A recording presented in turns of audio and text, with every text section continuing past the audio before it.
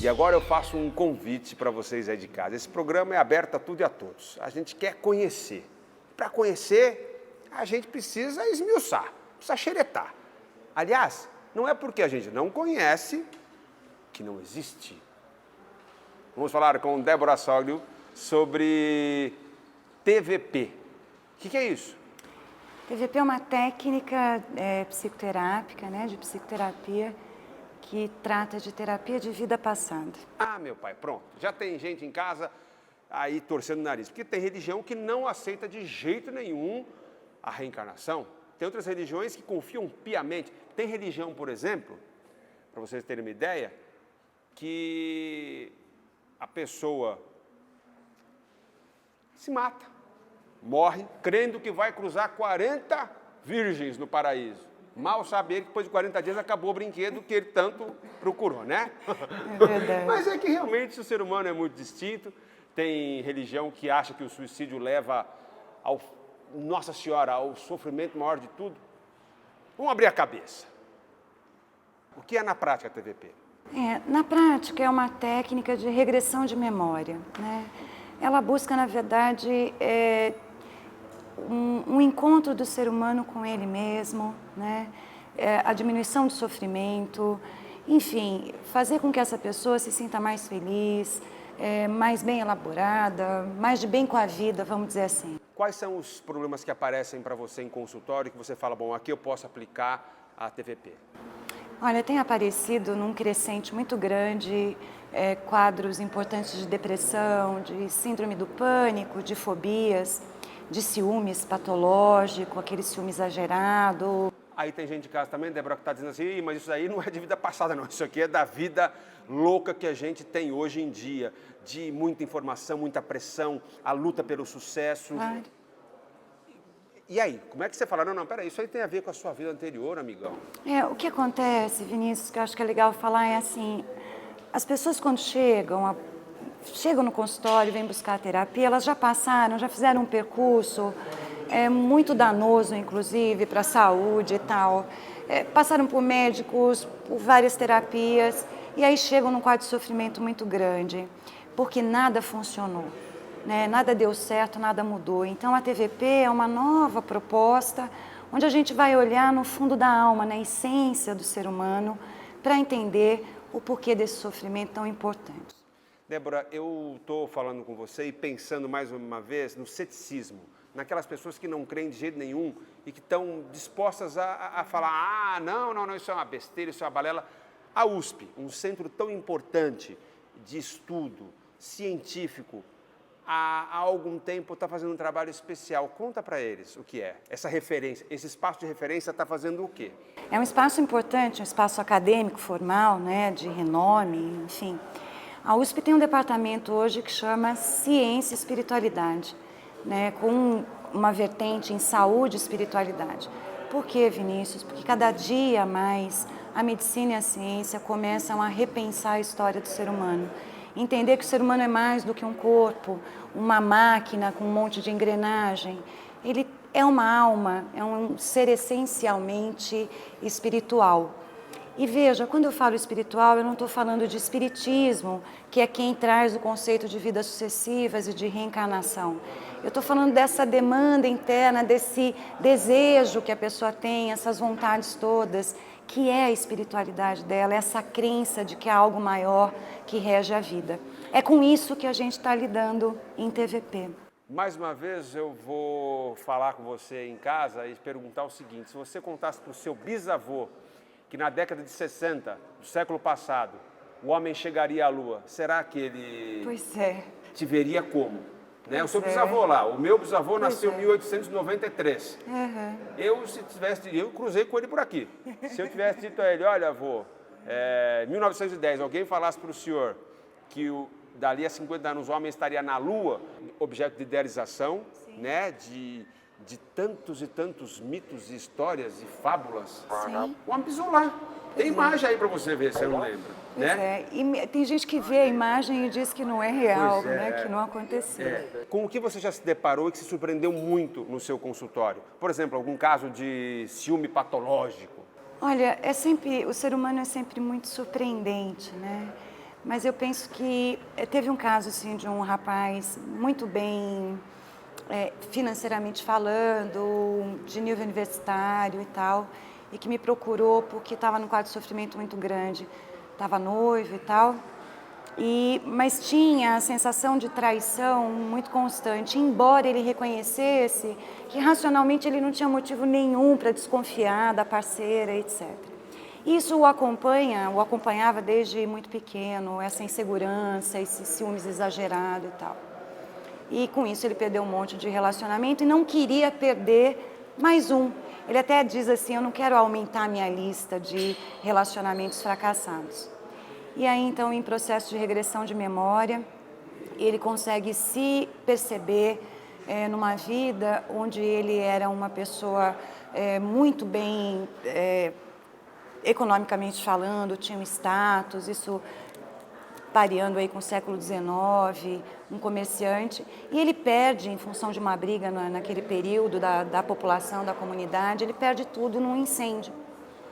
E ele era casado, e a mulher deixa de acolhê-lo naquele momento e vai embora com uma outra pessoa. E alguns amigos dele, da época, desta vida passada, o avisam, digam, olha, cuidado, ela está te traindo, e ele não acreditava.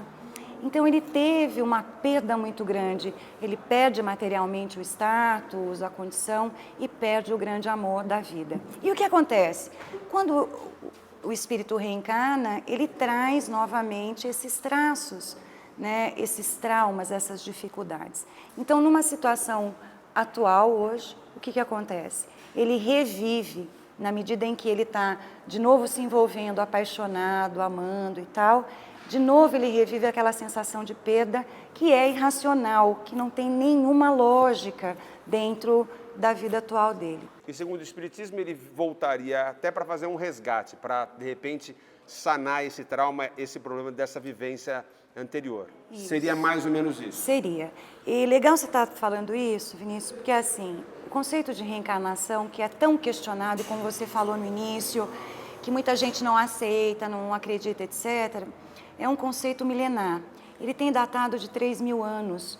Fora os relatos de povos que não são tão importantes, mas estão na história, que relatam essa relação com o mundo espiritual, com outras vidas, essa crença.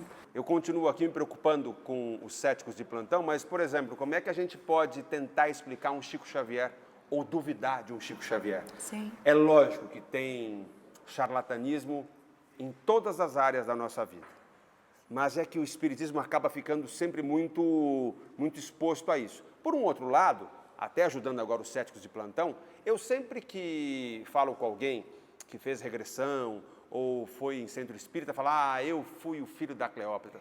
Cleópatra, o que ela teve de filho essa mulher? Dizem que ela não era grande coisa mesmo, que ela sabe todo mundo. Mas, meu Deus, como teve filho essa mulher? Eu não vejo um escravo, não vejo, olha, eu fui o Jack Stripador. Você não sabe, eu fui num centro e descobri que eu era, olha, não tem, eu era um lenhador lá do Alasca. Né? Eu era um pescador que morri congelado no Alasca, não tem. Também não acontece muito isso, Débora, esse fomento à grandiosidade. Eu voltei, eu era Napoleão, Nero, não teve um, que meteu fogo em Roma. Eu acho que isso é muita fantasia, sabe? No dia a dia, na nossa prática, o que a gente vê são personagens de outras vivências, de outras vidas, gente comum, gente trabalhando, gente tentando se melhorar, gente sofrendo, gente criando equívocos, pessoas normais, não tem grandes nomes, não, né? E na prática, como é essa terapia? Em quantas sessões alguém consegue acessar vidas passadas?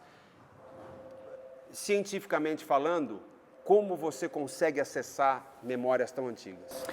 Quando a pessoa chega no consultório, a gente faz uma leitura do quadro dela, um histórico, enfim, um levantamento, escuta-queixa, e a partir daí, então, é montada uma ficha de indução, que é um método da Sociedade Brasileira de Terapia de Vida Passada, do qual eu faço parte com muita honra, inclusive, que é um grupo de pesquisa muito interessante.